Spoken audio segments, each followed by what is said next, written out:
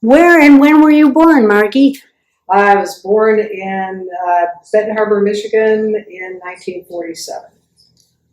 And what's your family background, your ethnicity and all that? I'm Caucasian, as you can see, and European descent on both sides of my family. How many siblings? Do you have I siblings? am the oldest of 5 girls. 5 girls. Yes. And where did you grow up? St. Joseph, Michigan, which is a small town in northern Bering County in Michigan, southwestern side. So what was your life like before you got involved in the women's movement?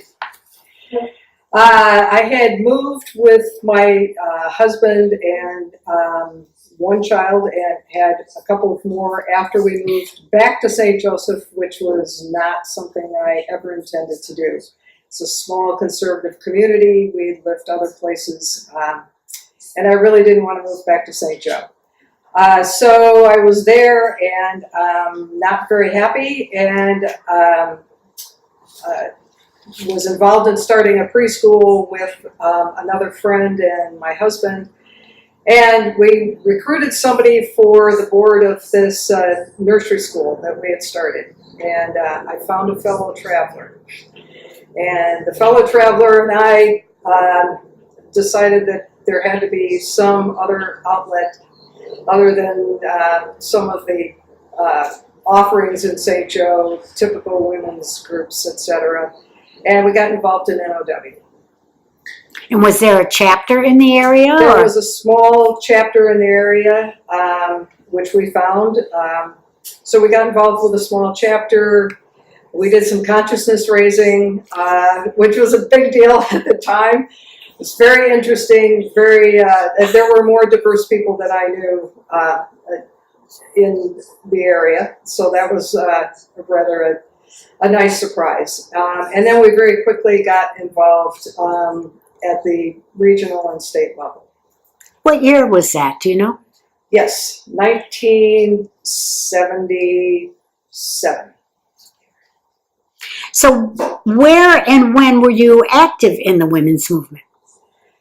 Well, we started with the NOW chapter in St. Joseph, Michigan. I ended up getting divorced and moved to Minnesota in 1979. I was active in NOW until I moved to Minnesota. When I got to Minnesota, I was there for about a year, got involved in NOW in Minnesota, and eventually I became the state legislative coordinator for about 2 years. And what did that entail? It entailed tracking legislation at the state capitol, trying to have some influence. It was very interesting. After coming from Michigan, where NOW had so much influence at the state legislature during that period of time from the late 70s through, my understanding was the early 80s. When I got to Minnesota, there was a Democratic Women's Caucus, which was huge, and it actually had way more influence than NOW because, in my opinion, a lot of the women who would have been involved with NOW had gotten involved with this Democratic Women's Caucus. And we were sort of tag-alongs. They had quite a bit of influence at the state level. So it was a real different experience. So what issues did you care about? Were you involved with? Well, when I was still in Michigan, I was recruited to be the first coordinator for a domestic violence program at the YWCA, and I was recruited by a woman who had actually, who was a board member at the YW, had written the grants to get the program started, and together with her, we raised some, we wrote some grants. She primarily wrote them, and I assisted her in that effort. And we were able to raise enough money and get enough grants to actually get a house. And it was one of well, certainly the first place in southwestern Michigan. So it was, for me, it was a real eye-opener. When I look back at what we were doing with helping women in those early 70s with going out and picking women up at houses who were in pretty desperate situations, was something we really didn't think about, but was actually fairly dangerous. And as obviously as the domestic violence programs developed and there was more money available, and we began talking amongst ourselves, we began establishing policies at the state level to figure out other ways to assist women besides going out and picking them up and being chased on occasion, I might add. So it was a very positive, very exciting time, and I'm flipping back to Michigan again to be involved with a domestic violence network. The bill that helped fund some of the shelters was passed while I was on staff with the shelter. And I took that experience when I moved to Minnesota, and I didn't end up being involved directly with the domestic violence program, but I was involved through NOW with a number of initiatives in the state of Minnesota. I then ended up going to law school, and while in law school, I became involved with some organizations that were also helping women, and I was an intern with one of the professors at the law school I attended, who had gotten, when she was in law school a few years earlier, with Andrea Dworkin. Yes. Wow. And Kitty McKinnon, McKinnon at that time was doing, she was a visiting law professor at the University of Minnesota. And that's where the first pornography ordinance was drafted. And the law professor I worked for was very active in drafting the pornography ordinance, which did not pass, I might add. Mm. And at that point, I also, there was an attempt to pass pornography ordinances in a couple of other places, so I actually got to draft some memos for Kitty McKinnon. So that was sort of my, when I didn't get any negative feedback, in fact got some very positive feedback, that was sort of the highlight, I might add, of my law school career. Well, my next question was, what were your most memorable and important experiences? That sounds like a highlight. That was definitely a highlight for me.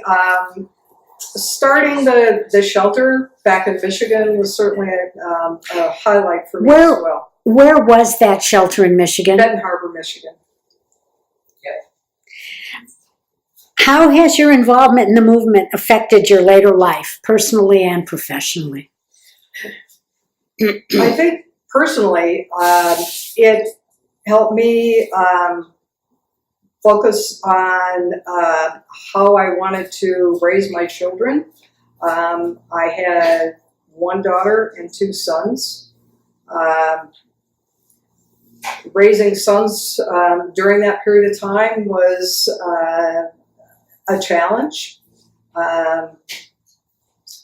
But I had very good conversations with all of my children. My eldest son actually ended up being one of two men who applied for and were accepted as volunteers for the Rape Crisis Program at the University of Minnesota. And he came to me with his application, which required him to answer some questions. So when I read the answers to his questions, it was I was very pleasantly surprised that apparently he had been listening to me. And it was an amazing experience for him too. He had listened to me for a number of years, but his experiences working he was not working directly on a hotline. They did set up programs to attempt to educate males on the campus.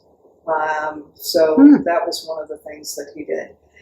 And it was with my daughter. She did not attend rallies with me, and which I did. I attended a number of rallies.